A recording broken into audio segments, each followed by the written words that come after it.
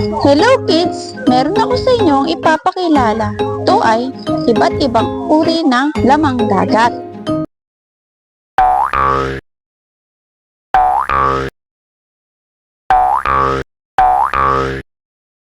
Tara, ating talakayin mga bata. Ito ay dikya o jellyfish.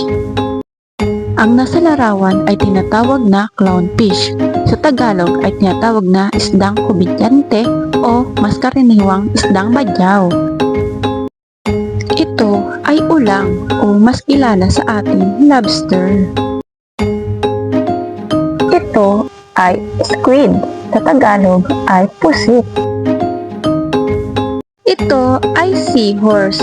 Sa Tagalog ay kabayong dagat. Ito ay dolphin. Sa Tagalog ay lumba-lumba. Ito ay crab. Sa Tagalog ay alimango. Ito ay sea turtle o mas kilala sa ating pawikan. Ito ay bituin dagat o mas kilala sa ating starfish.